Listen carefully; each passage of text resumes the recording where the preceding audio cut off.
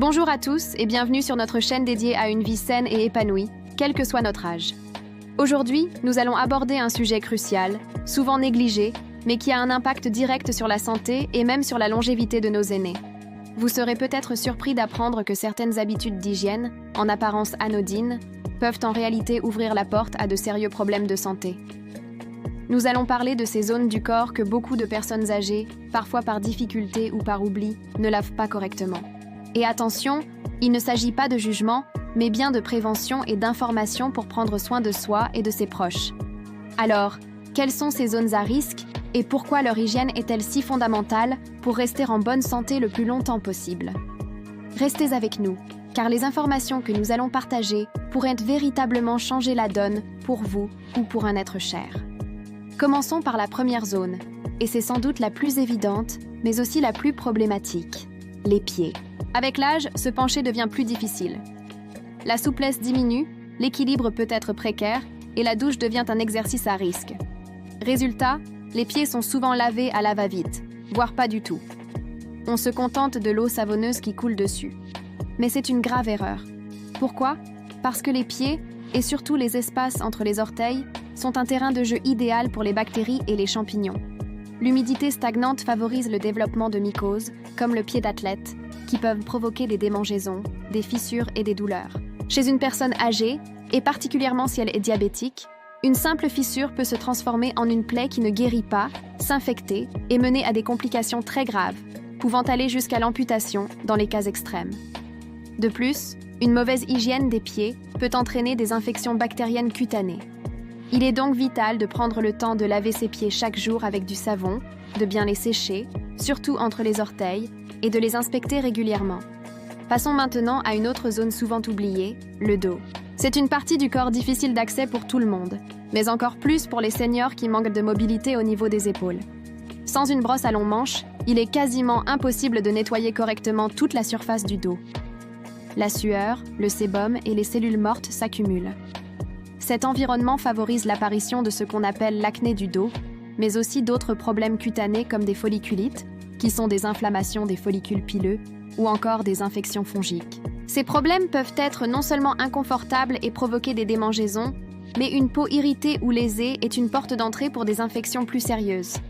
Maintenir une peau saine sur tout le corps, y compris le dos, est une composante essentielle de notre système de défense immunitaire.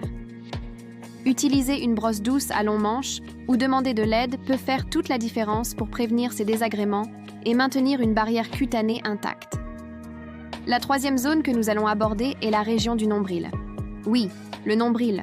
On n'y pense presque jamais, mais c'est un petit recoin qui peut accumuler une quantité impressionnante de saleté. Une étude a même découvert des milliers de types de bactéries différentes dans le nombril des participants. Pour les personnes en surpoids ou ayant un nombril profond, le nettoyage est encore plus important. L'humidité, les peaux mortes et les fibres de vêtements peuvent s'y loger et macérer, créant une odeur désagréable et un milieu parfait pour le développement de bactéries ou de levures. Cela peut conduire à des infections, des rougeurs et des suintements. Pour les personnes âgées, dont le système immunitaire est parfois moins réactif, une petite infection locale peut devenir plus problématique. Le conseil est simple. Lors de la douche, pensez à passer doucement un coton-tige imbibé d'eau savonneuse ou simplement votre doigt avec du savon à l'intérieur du nombril, puis rincez et séchez bien. C'est un geste rapide qui évite bien des soucis. Une autre zone critique est celle située derrière les oreilles. C'est un endroit discret où le sébum et la sueur peuvent facilement s'accumuler, surtout si la personne porte des lunettes ou des appareils auditifs. Cette accumulation crée un film gras qui peut durcir et devenir un nid à bactéries.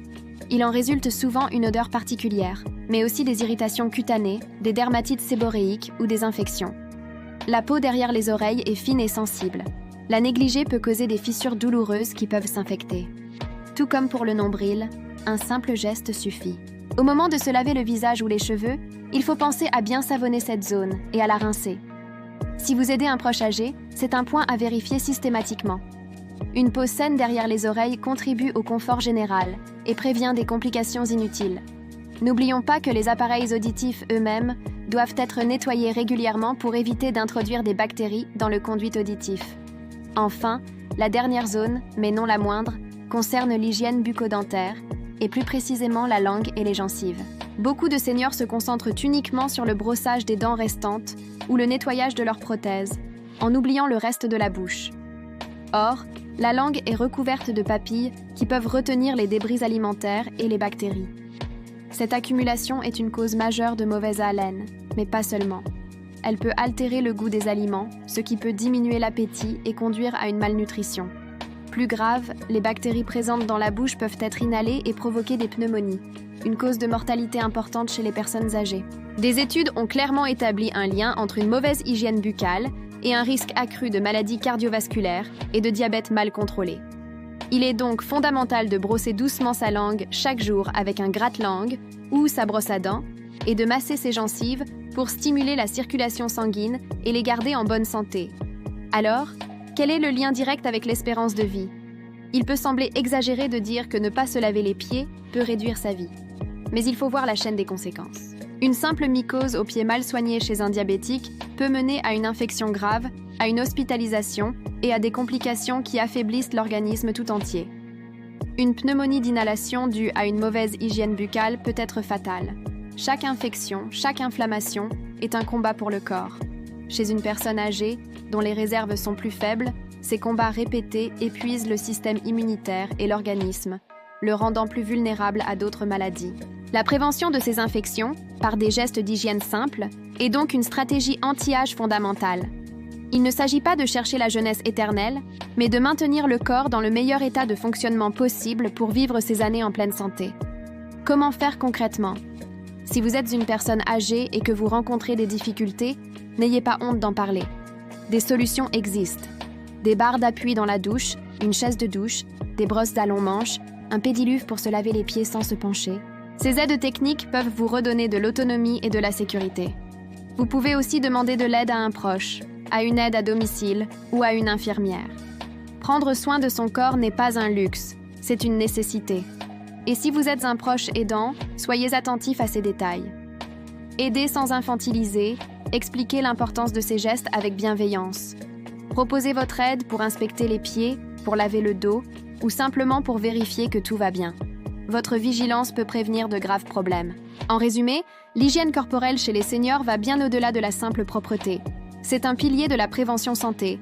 Les pieds, le dos, le nombril, la zone derrière les oreilles et la bouche sont des zones stratégiques dont il faut prendre soin quotidiennement. En gardant ces zones propres et saines, on réduit considérablement le risque d'infections cutanées, fongiques ou bactériennes, qui peuvent avoir des conséquences systémiques graves et affaiblir l'organisme. C'est un investissement quotidien pour une meilleure qualité de vie et potentiellement pour une plus grande longévité en bonne santé. Prendre soin de son corps à tout âge est la plus belle preuve d'amour que l'on puisse se donner. Merci d'avoir suivi cette vidéo jusqu'au bout. Nous espérons que ces conseils vous seront utiles. N'hésitez pas à partager cette vidéo avec les personnes de votre entourage. Elles pourraient vraiment les aider. Prenez soin de vous. Prenez soin de vos aînés. Si vous avez des questions ou si vous souhaitez partager votre propre expérience, l'espace des commentaires est là pour vous. Pensez à vous abonner à la chaîne pour ne manquer aucune de nos prochaines vidéos sur la santé et le bien-être. À très bientôt.